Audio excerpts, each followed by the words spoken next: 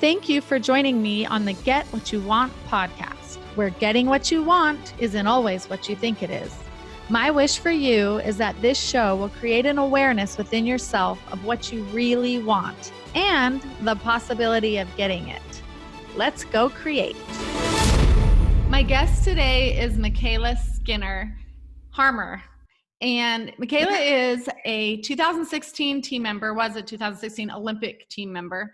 She's a 4-time Worlds Medalist, 6-time national team member, and a 2021 Olympic hopeful. Amazing gymnast. I happen to know her personally, so I feel really honored that she would be here with me today. Welcome, Mykayla. Thank you so much. I'm so excited to be with you. I've been waiting for this, so it's so fun, and thanks for having me. Oh, I'm so excited. So I want you to just kind of start with your story. The Olympics is a big deal, and I know that gymnastics is not an easy sport.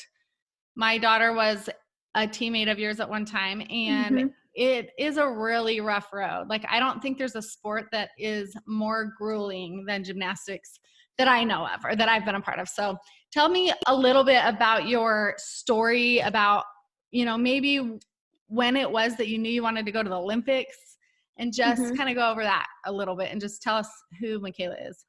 Yeah. So I actually started gymnastics when I was 5. My 2 older sisters did it, and ever since I came out of the womb, they were flipping me inside the house, hanging me up on a chin-up bar, and they just loved playing with me. I was like a little rag doll. It was really funny. My mom, once I turned 5, my mom decided to put me into gymnastics, and I actually had a lot of talent from the very beginning. I skipped levels 1, 2, 3, and 4, went straight to level 5, and then I won 5 state meet, and then I did level 6 and level 7 and level 8. I did 2 years of 8. So I was actually in Utah when I was 6 and 7. So I did gym up there for a little bit, and then we moved back down to Arizona. And my coaches that I had for a really long time that were really good family friends were like, hey, the highest level they did there was level 8. And so they're like, I think she needs to go to a different gym. She's too good to be here. So that's when my parents and my coach decided to talk to Lisa, because she had the elite program there, and they kind of knew that I had the talent to pursue something like that. So we went to Desert Lights, and kind of the rest was just history from there. I went to practice kind of the same amount of hours as everyone else. And Lisa kind of started realizing okay, she has some talent. I think it could be possible, but my mom didn't want to make me do all those hours just because it's so hard and so grueling. And it takes so much time and dedication. And she knew when I was younger, I really didn't like gymnastics that much. I wanted to go and play with my friends, and I hated it. I just didn't have the love for it like my other 2 sisters did. And kind of after being there for a little bit, I was doing privates with one of my coaches, Bob, and he was like, okay, she needs to be in the elite program. They put me in pretty fast. And I literally did 1 meet level 9, went straight to level 10, made JO nationals and junior international elite in the same year. Wow. So it was just boom, boom, boom. It was crazy. And kind of at that point, I remember going into my first elite practice, super scared. And I knew my life was totally going to change from there, and training through 6th, 7th, and 8th grade. And I hated it. And my mom's like, well, if you want to do this, you got to be homeschooled. And finally we decided that my high school at Higley said that I could do this, and they would work with me. And that was actually super exciting. So I attended school for 4 hours a day, left at noon, got there at 6 a.m. and then trained for the rest of the day. So it was super hard work. Still kind of hated it, but I went to my first national team camp, and it was rough. And I said after that I was going to quit. I hated it. Camp having Marta was so intense, and I don't know how I am still doing it, but kind of when I came back from that camp, it really made me realize this is what it takes to be an Olympian. And I think this is what I want to do, and I want to go for it and try to make that dream come true. So you, so it wasn't your dream as a little girl, I'm going to be an Olympian. You didn't just love going every single day, and it was just work. It was. I think every little girl is a gymnast. Your dream, it was kind of always a dream of mine, but I was kind of like, oh, I don't know if like I'm ever gonna be that, you know, like I didn't really know, and I didn't like gym that much, and there were times where I was like, oh yeah, I'd love to go to the Olympics. I remember watching like Carly Patterson and all of them compete in the Olympics and Sean and Astia, but I just never like, I don't know, it didn't like really hit me till like I was actually in the gym training for it and probably could have the possibility of making it. So it totally changed my mindset on a lot of things. And, you know, Right. to get where you want to be is a lot of hard work. Yeah. and I don't even know if hard work explains what it is, right? For gymnastics. Mm-hmm. I think about hard work as pulling weeds or, you know, just having a really rough day or whatever. But I mean, I remember nights, well, I remember driving you and Gracie home from Mm-hmm. gymnastics a few times, and sometimes your mom would bring everybody home and like pack everyone in a car, and we carpooled because we all lived far away. And, Mm-hmm. but I remember so many like bloody hands and tears and, you know, like quarter size tears on your guys' hands, and like, and then you'd like tear that tear, and then you'd tear that tear that was torn. And Mm-hmm. so I remember bloody grips and hands and just beat up bodies and bruises and, you know, just so much. And I think that like when you're little and you think you're going to go to the Olympics or even to college, I think that Mm-hmm. it's like, you just don't know what it really takes to get there. And so then you get to that place where you're right, you're at gym, Mm-hmm. you're working out, you're realizing how hard it is, but then there's like this spark of something in you that's like, I actually could make this if I worked hard Mm-hmm. enough. So like, what even is more hard work than 4 to 5 hours a day at gym doing like full on exercises, pushing mats, killing your bodies? Like, take me a little bit into that. Like, how much Mm-hmm. harder did it get when you started doing like 7-8 hours a day, right? Mm-hmm.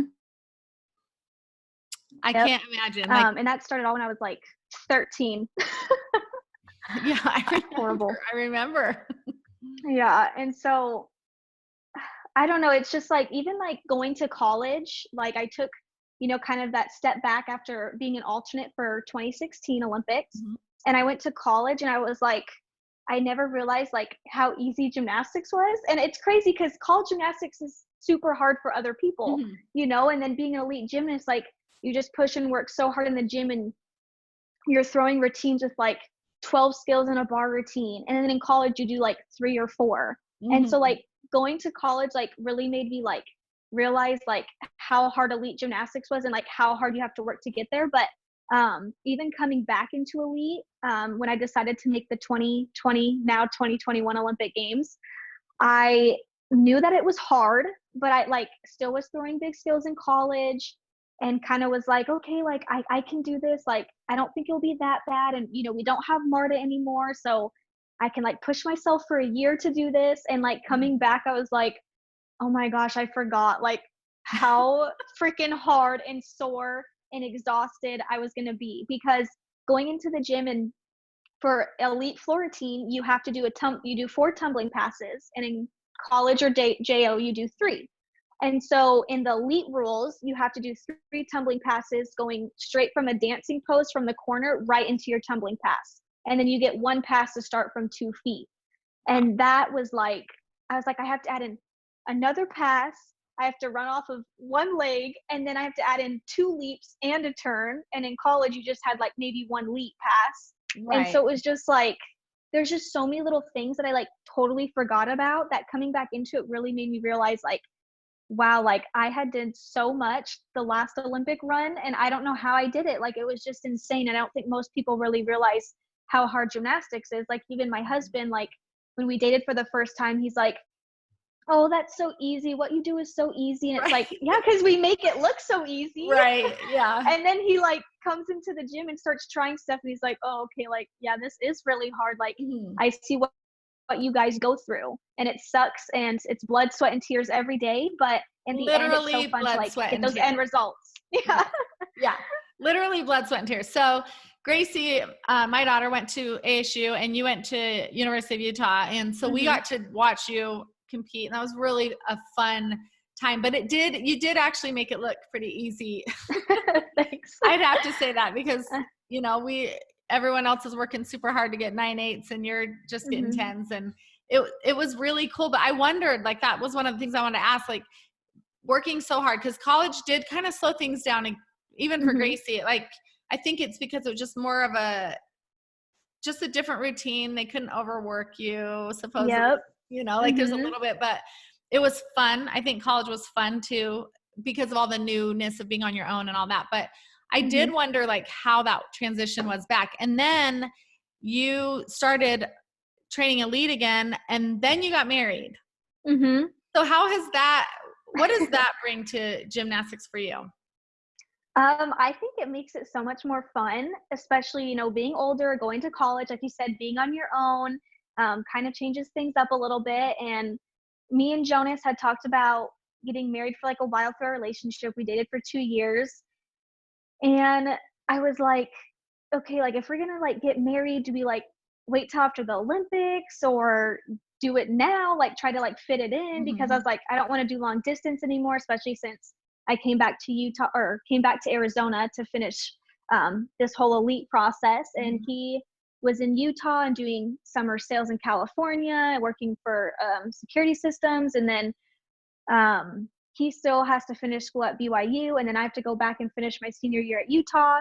So we're like, okay, like let's just try to like fit it in now, because after the Olympics, like if I make the team, then I could be doing like all this media stuff and my life's gonna be crazy. Then I have to like try to move to Utah, and there's just like no time to fit in a wedding. And so we're like, right after I made the 2019 World Championship team, I was like, let's just do it right after. How about right after Worlds? And I didn't even know I was going to try for Worlds. So I literally, like, Tom, the Olympic coach, had texted me and was like, hey, like, we really want Mykayla to try for Worlds because my main goal is to make the Olympics. And so, like, I wasn't, like, super quite ready to try. And he's like, no, it'll just be a good experience for her. Like, she hasn't done this in a while, and then she'll get to know the girls even better because she's only been to a couple camps. And so Lisa's like, okay, like, we'll go.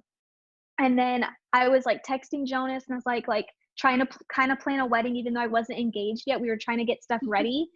And I was like, I don't think I'll make the Worlds team. So like, we can do this all like right when I come back from the World selection camp. And then all of a sudden, like I made the Worlds team, and I was like, was this even possible? So like trying to like plan a wedding was crazy. I had to go on Pinterest and like show pictures and send them to my mom and my sister while they're like sitting there trying to plan. And it was just craziness. But at the same time, like it was so fun to be able to like kind of have that on the side as I'm like working super hard for something and being in Germany and, you know, being with the girls and training and competing. And so it was tough, but in the end, I think it was really good, especially with all this, you know, coronavirus happening. Like it would have just, you know, with the Olympics being delayed, like I'm so glad that we did it when we did. And I think it was the right time for all of it to happen. So it was something like super special. We got to be there, and it was very beautiful. It did not look like it was like planned over phone calls for sure. Thanks. It was stressing my mom out, but we got it done. So I'm glad that it looked perfect. It was perfect. Thank you. So do you feel like it's hard to ask, like, I think a gymnast, like, what does it feel like to have like mental toughness? Because you've had it from the beginning.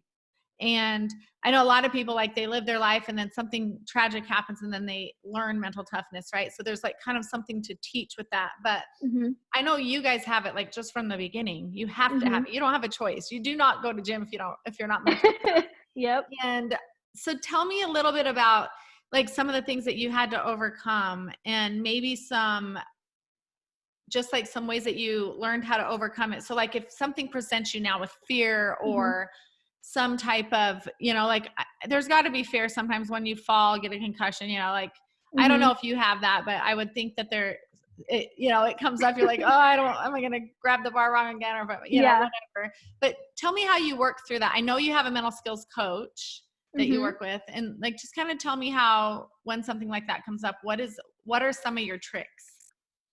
So I used to like really be pretty ballsy when I was a kid, and I never really had the fear, which is what I think helped me get so far and be able to throw the big skills. But definitely like coming back into elite now, like being older, I like trying to like learn like my bar skills again and like throw some of those was like terrifying. And I was like, oh my gosh, like I was terrified, and it was scary, but you know, it kind of came back naturally once I started getting the hang of it again.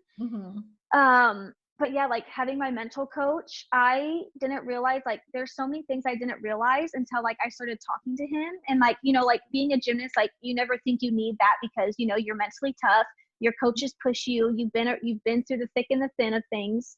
And he has like helped tremendously. And I think there's so many little things that have helped me improve, or like just having a stressful day in the gym. Like I know kind of how to like take a step back to like calm myself down and to be able to still continue to have like a good workout through the day and not let it turn into like a train wreck. So it's just really cool to have his help and his perspective. And, you know, he was a wrestler and an athlete, so he knows and he gets it, which is really cool. But I don't know, like when I came back to elite, one thing that was really scary for me was trying to learn a pack in between the bars. And I had previously, before when I was doing gymnastics, I learned like a bail and a pack and a bail and a pack, and they kept like switching it and trying to like figure out my routine. And right before the Olympics, I went back to a pack. And then I went to college, and my coach Tom was like, okay, we don't like packs in the college scene, so we're going to teach you a bail again. So I had to go through that. And then when I came back to elite, Lisa was like, okay, so like we can keep the bail, just because bars hasn't always been like my strong suit. I'm more powerful, and so bars has always been a little bit harder for me. And so I was like, can we just like keep the bail? And I already have to learn all these other skills. And then like after we sat down and tried to come up with a routine, she's like, we got to go back to a pack. I'm like, seriously? So I had to learn a pack again, and I was learning it pretty fast. And I only had like 3 months till classics. So I had 3 months to try to get all this stuff back super fast. And so Bob was actually spotting me, and I was doing it in between the bars, and it was going really well. So he's like, okay, like I'm not going to spot this one, but I'll be here. And I do a super good pack. And then right before the bar comes, I throw my head back and I miss my arms, whack my chin. So my whole jaw's like busted up, my tongue, I'm bleeding. And I'm just like, are you kidding me? Like, I wasn't ready. You're pushing me too fast. And so kind of like ever since then, I had literally have had fear on packs. Like it's been so weird. And I still to this day have that fear. And so that's kind of where it comes into play with like Clay helping me. And one thing that's really helped is just sitting there and visualizing that skill like over and over again, or watching old videos and just really, he's really taught me that visualization really, really does help. And I like, sometimes I'd always think to myself, like, I can't visualize, especially being a gymnast, like it messes me up. And then I start thinking of like crashing or like not being able to like let go of the bars, you know, it's kind of scary. So I've always just stuck to like, I'm not going to visualize anything. I'm just going to do what I know how to do and what I train. And so that has actually like really helped me, because it's not something that comes naturally. You really have to like work on it and train your mind to be able to visualize yourself in different areas, different scenarios, and everything like that. So that's something that's really helped my fear as of recently. That's awesome. So. And you've learned how to keep the bad stuff out, like the crashes, the, you know, like all of that. That's awesome. Yeah. I think that's huge. I think visualization is such a huge skill to be able to have, because you also like have to visualize it before, but then not think while you're doing it. Right. Yep. I feel like sometimes when you guys think, it's usually, I had a thought, and that's that pause that sometimes can make something happen. And so I think that's such a crazy skill to have, to not like, to think about it all before. And then when you're throwing the skill, you're like not thinking anything, you're letting your body and your muscle memory do it all. But I wonder if that helps, that visualization helps, because it puts that memory in there, and then your body goes and just knows how to do positive, right? Yeah. That's awesome. Wow, that's really cool. I remember watching a video where he was teaching you something with your fingers, and and I think that there really is like a way that we train our minds to be stronger. You know, we train our bodies, and you guys especially have to train your bodies so much to keep you safe. But your mind is such a place that could be unsafe too. Right? It's true. Your mind's like the biggest thing. That's how you do everything pretty much. So if you can train that, then the rest is easy. Yeah, that's what Clay says. So that's awesome. I love it. I work with a lot of athletes too, and I think that you guys are superhuman. And so we have to learn how to help train superhuman minds. So it's like a skill in itself. It's crazy. So it's awesome that he has been able to do that with you. Also, So I wanted to ask you, in life, how has your training, now you're married, you're in this coronavirus thing where, probably spending more time at home, and what has all of this done to help you in your life? Like, where do you feel, I know you're driven and dedicated and probably meticulous in everything that you do. So where else are you noticing that you're grateful for the skills that you developed physically and mentally? Yeah, definitely. It's even been really hard. I remember, coming back and thinking of, training for 2020. Do I want to do this? Like, is this something I'm capable of doing? But when I decided to make this comeback, I was like, okay, like I only have a year, and I deferred my freshman year and my senior year of college. So like I should already be done with college by now. And I'm still it's still lingering on me. So it's kind of been a struggle. I just want to get that done and out of the way, because eventually I kind of want to start. That was ideal for me. And then once the coronavirus hit and they postponed the Olympics, that just was like, it was so devastating. And I was so pissed and so mad. And I was like, how could this happen to me? Like, I can't believe, like, they had to do this, but I know like it has to be the safety for all the other athletes.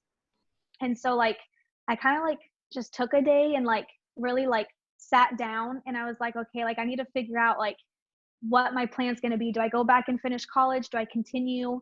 And I really had to like sit and pray about it and think like super hard. And I was like, you know what? Like, I have gone through so many struggles, so many challenges in my life. I'm like, I can do it. And I was like, I can't give up now. I've, worked so hard, and I've done so well, and, went above and beyond of what I thought I could even do with this comeback. And so I was like, I got to do it. The Olympics is a once in a lifetime opportunity. So even going through this whole situation and, people not being able to practice, and I've had to like go into the gym by myself, and it's been a struggle, especially the first couple of weeks of it happening. It was so hard to be motivated and driven.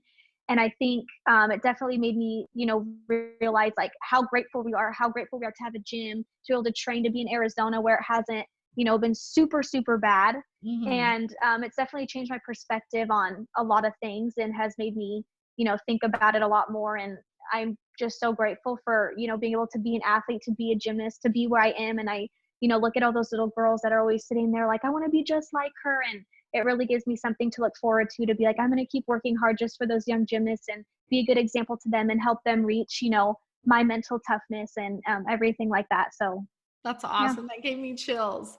So speaking to those little girls and to their moms and to all of our listeners, what is something that you would give as a piece of advice to start today building mental toughness towards, this is obviously the Get What You Want podcast, and you have got above and beyond what you've wanted so far in your life. So what is something that you could leave our listeners with that they could start today? I think honestly, for me, one thing is taking it one day at a time. And that has helped me tremendously, and to not try to be more than what you are, to not be more than 100%, to start at 0, and each day try to be 1 or 2 or 3 or 4% better than you were the day before, and to build your confidence and to build your mental toughness every day until you can reach that perfection. Ooh, I love that. Baby steps. That's huge. I know. I think sometimes we think that everything is like we have to get it right now, or we have to make this decision right now, instead of just relaxing and taking those little steps. So thank you for that. And then the other question that I always ask my guests, is there anything looking back that you would that you regret or would do differently? That's always so hard. I've been through like so much in my life that it's like, I feel like there could be so many things. Man, I think like one thing I feel like would be going back to 2015 Worlds. I really wish that like I could have trained or worked a little bit harder, because I feel like 2014 Worlds was like my biggest Worlds. Like I did so good. I got a bronze medal on vault. We won team gold medal for team all around. And I think like after that year, I was just like, okay, like I did what I needed to do. I went and worked hard. And then I feel like when I came back, I kind of went down a little bit and like relaxed a little bit too much. And I feel like I would have, pushed myself a little bit harder, worked a little bit harder, just gave it a little bit more, because that Worlds I was an alternate, which totally stinks. And I feel like I could have given a little bit more effort. So if there's definitely something I could change, I wish I could have gone back and pushed myself just a little bit harder to be where, I wanted to be, which was on that podium with, the Worlds team. Yeah. So do you feel like that is what's pushing you right now? Some of that? Definitely. Even being an alternate for the 2016 Olympics, I got, 4th place at Olympic trials, which they should have taken the top 5 and didn't. And so that was something. Yeah, I remember that. That was rough. Being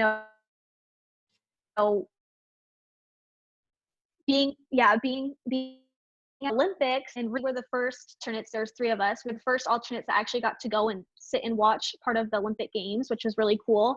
And I remember going to like prelims and watching team finals, and I was just like, I was so close to that. And there's like this fire inside of me that was like, this isn't over. Like, you're going to make that team one day. And so that was when I came back, I, really just had to decide if I wanted to go to college or, keep training for elite and for the next Olympics. And I was like, you know what, like, I kind of hate gymnastics right now. It's been super intense. So I want to try something different. So I went and tried the college route, and I always knew in the back of my mind that I had the opportunity, if I wanted to come back for the next, being in college, like in the back of my mind, I've always had that like fire, and I always have that replay of me sitting there like, oh, I was so close. I want to be out there. I want to be on that Olympic team. I want to get that team gold medal, compete for Team USA, represent, our country. That's just like the coolest feeling ever, especially being a 3-time world champion, going to Worlds. There's just nothing like going out there and representing your country and getting to compete and, wear that gold medal around your neck. So that's definitely something that has pushed me and made me want to work even harder. Wow, that's awesome. Well, I know there are a ton of people rooting for you. Our family is rooting for you. And I know that you're going to do everything you can to make it. So that's super exciting.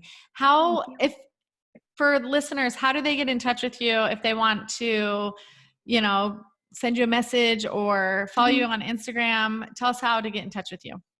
Yeah, so Instagram's a good one, is Mykayla Skinner 2016. I also started a YouTube channel. So I know we want a lot of feedback on that and a lot of people's comments, and we love to respond, and you can DM me through Instagram's probably the easiest. So awesome. Well, thank you. I'm honored that you made time to be here with me, and I am super excited about this, and good luck with the Olympics. I can't wait to watch you. And I know that it's a little bit delayed, but it's going to be amazing when it finally gets there. So thank you so much for being with me. Thanks for having me. This was so fun.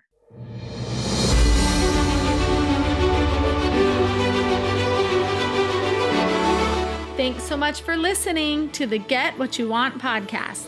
If you loved it, please subscribe, share it with others, and leave me a review on Apple Podcasts. You can also visit me on my website at www.getwhatyouwantguru.com. Would love to hear from you. Now go create.